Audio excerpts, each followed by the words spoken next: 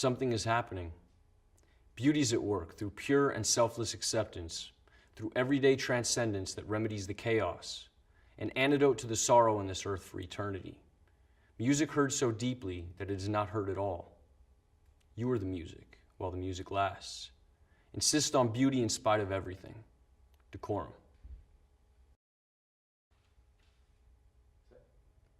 As I'm walking, I see you on your motorbike. I can see your blue eyes and nose peering underneath the crash helmet. But it's not you, it's just a man that looks like you.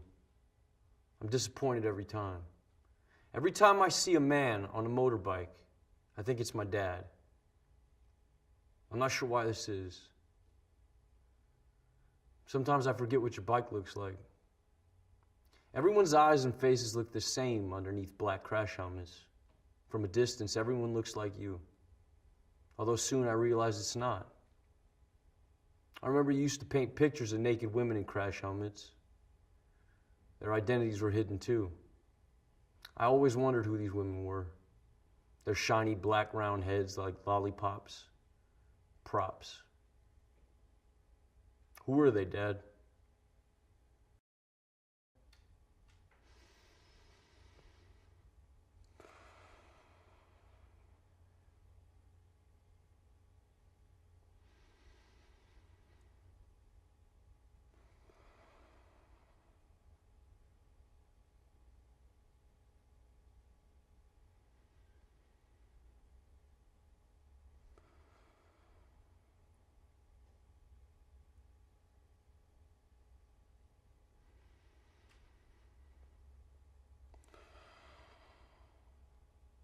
Breathe.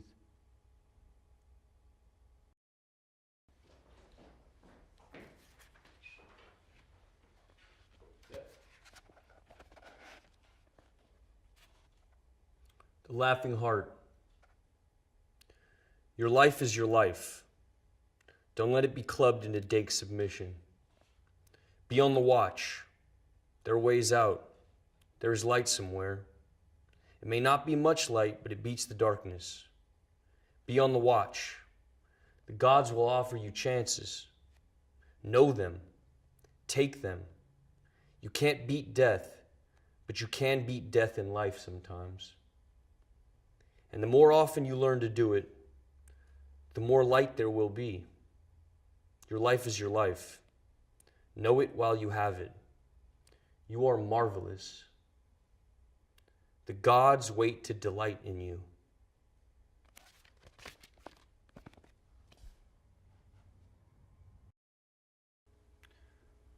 Rascal was a wildcat when it was 4 degrees outside. When I moved in, she stayed with me in winter and rain, sleep with me, but mostly outside. Hunter, I never tried to break her spirit. Hit by car in front of me. I was shocked. I buried her by cat litter and wild food. Her sunshine place could only dig to stones because the city's sewage pipe's about 3 or 4 feet. I wish it was deeper, next to keep other animals from digging her up. When I find stones, I'll cover up could her decompletion begin to swell. If so, I'll put more soil on top. First, cat and friend. Hi. Yeah. I saw you last night. I was in the club. Yeah. I saw who you were with, too. She was holding you so tight. 'Cause she knows you want me. Oh, no. But she can't love you. She can't love you like I do. I said to myself that you must be out of your mind. You were there with somebody else. You know you're wasting your time. Oh, no. Because she can't love you. She can't love you like I do. You're missing my beat, and I'm needing your moves. Let's give it one more try. Let's get back in the groove. Because she can't love you.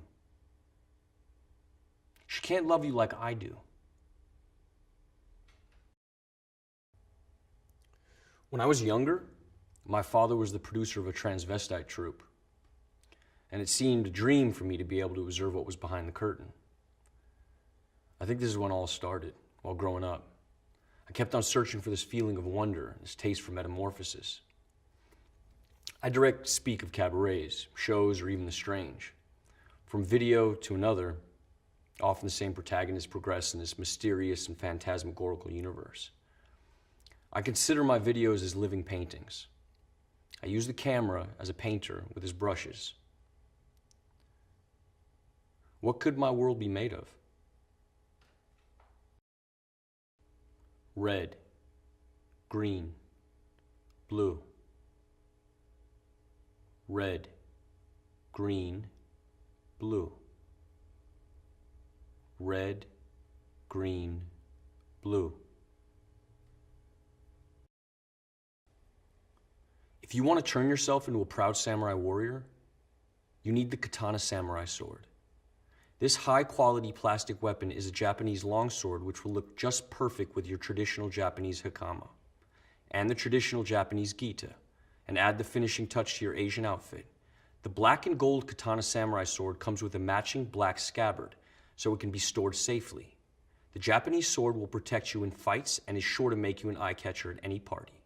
Size length, 105 centimeters. Blade length, 70 centimeters. Material, plastic.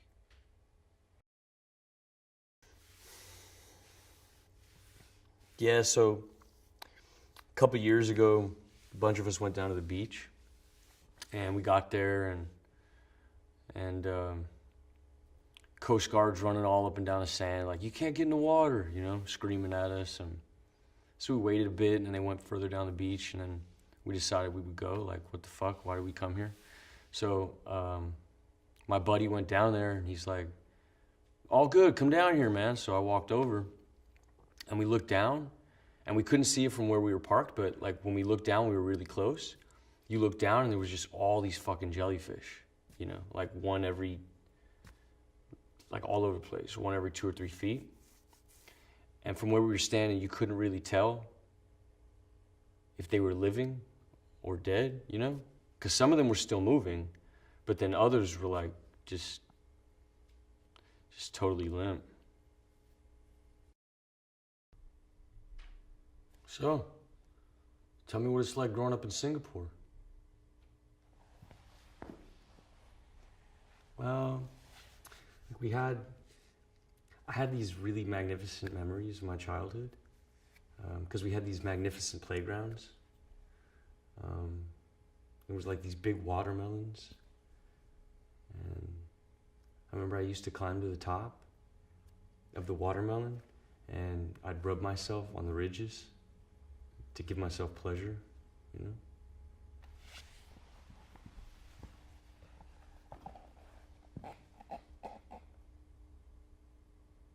You think we can fall in love on the internet?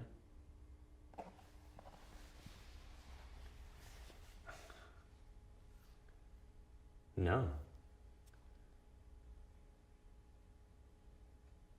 Because it wouldn't be love, it would just be porn.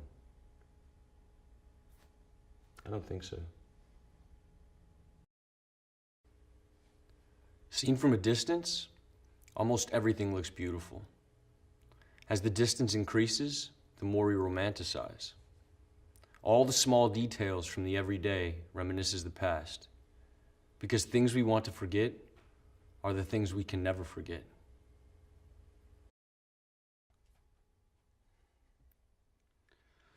Do it!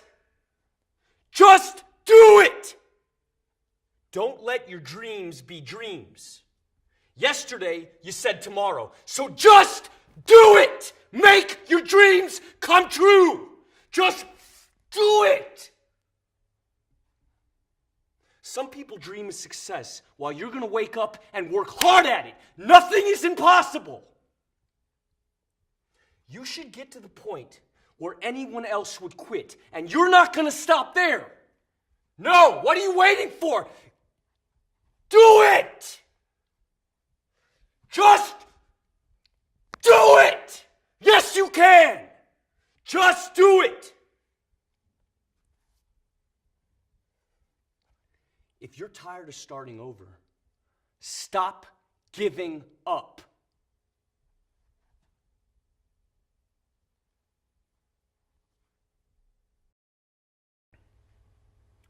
Emerging gaming technologies operate within a nexus of social relationships that characterize the modern world. These technologies enable a constant commentary which has become the quintessential quality of power, often operating as mechanisms that dictate our action and preordain our expectations. The work interrogates the cultural logic of feedback as a metaphor and material condition. It is live, cybernetic, reactive. Sensory data translated through visual and tactile apparatus. Disillusion of the virtual and corporeal boundary. Reorienting perspective of the existing in an alternative space and time. An avatar in symbiosis with the subject. Taking the lead in a continuous loop of action and reaction.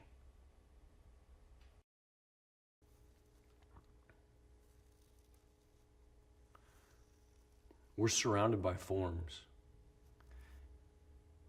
yet it's still so elusive, right? You know, sometimes it feels like we fill that void between us with something that grows slowly, like it's overtaking us or something. Like the way we speak or what we do, where we put stuff around us, even like the stances we inhabit, or like the faces we make, or even the body parts, you know, the food we eat, whatever. Sometimes it gets heavier, you know, or more light, but it's like all the distinctions are starting to melt away. The forms, the resemblances, the symmetries, the repetitions, the patterns that we know we have always had, that have always been there, and we're not sure why. And now, the outside looks more and more like the images that were contained in us since the beginning.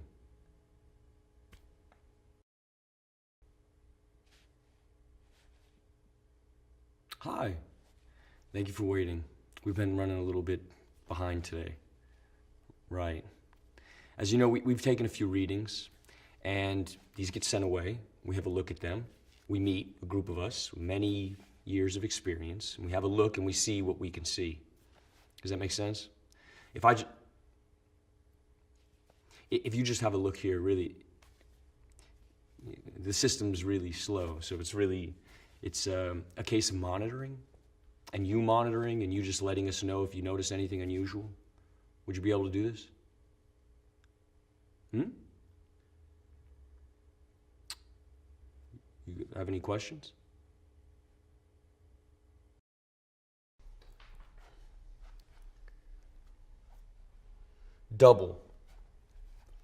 Double-sided, minds, different paths. One runs after sunlight, one follows the rising moon.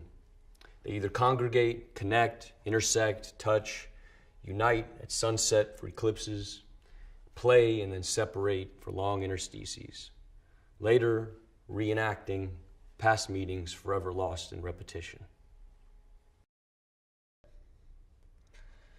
Ebb and flow, edging closer, expanding warmth, that point just before the pressure bursts, capillary rush, tension, resisting, each muscle, each limb, each breath under control for now.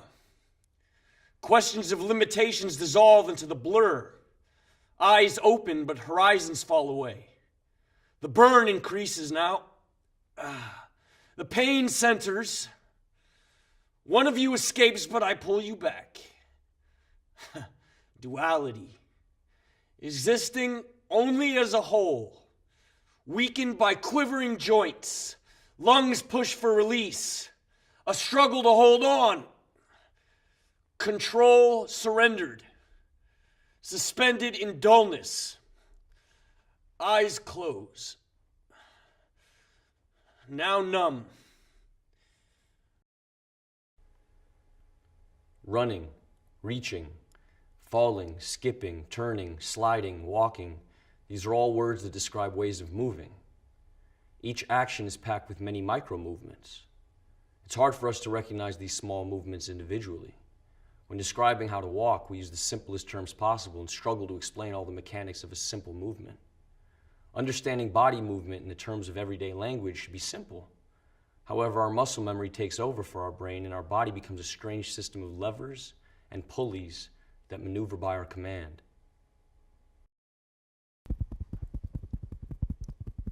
She sits. I squirt toothpaste in my mouth. I start to brush. She's looking at me, I look at her. I keep brushing whilst looking. Whilst I look at her, she looks at me, and I continue to brush, getting faster, getting harder. I start to gag. My eyes leak, and I still look at her. She looks at me, and I keep brushing, gagging. I feel like I'm gonna be sick. Am I gonna be sick? Gagging. Paste down my face, my hair, on my shirt, dripping. And I still look at her, and she looks at me. Enough.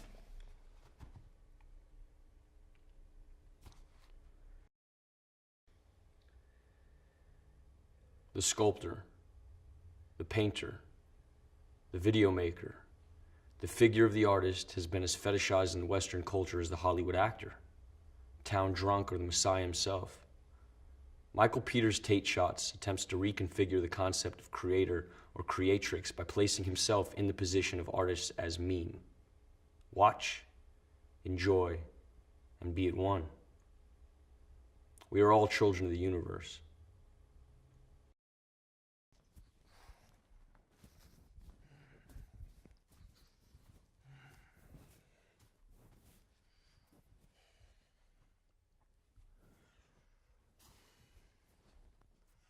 I fear the absolute. I fear my absence in the absence of all things. Belief in living has been contorted into this shortened life of contempt and predetermined imprisonment. And I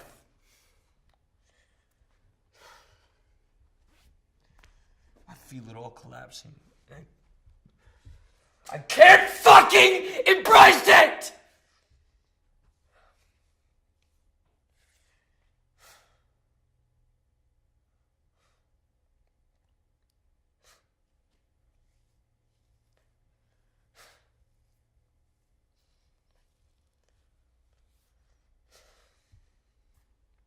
It's near, and here I stand, wasting my last moments, cursing thee who have oppressed me to this ill fate. You give me nothing, no mercy, no empathy, only self-hate.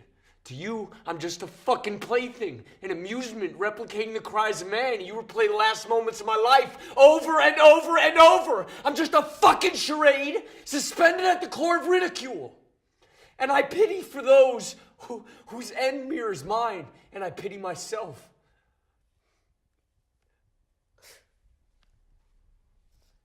I'm helpless. Thank you.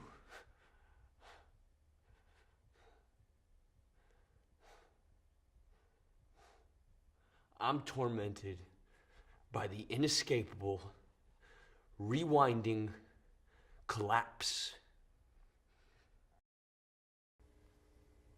Don't let them see me like this. A man is under surveillance. Where's he gone? Almost into a state of euphoria, of relief, as though he's happy about it. He has to act as a looking glass rather than a mirror of social conventions. He disintegrated perfectly, but never reappeared. He became translucent to reveal his reality. It's impossible unless he is or was insane. He changed his mind. You know how men are. Perhaps it symbolizes something deep in his subconscious.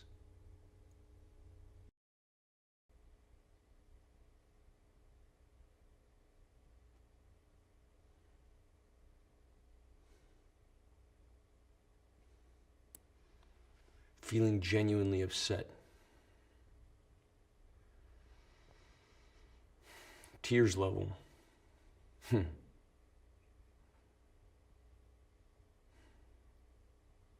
Shame on me.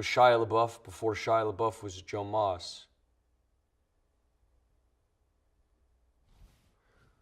We only got 30 seconds, so I mean, I'll try his voice, but I don't know, man.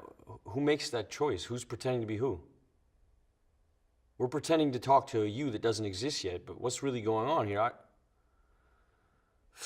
don't think any of us understand. Maybe you do. There's always reflections of you in the screen, but I can't speak. I'm dumb. I'm the dumbest, but Shia talks. 30 seconds, so, all right, pressure, whatever. Hey, Mom, it's really Joe. Bet you never thought this would fucking happen, huh?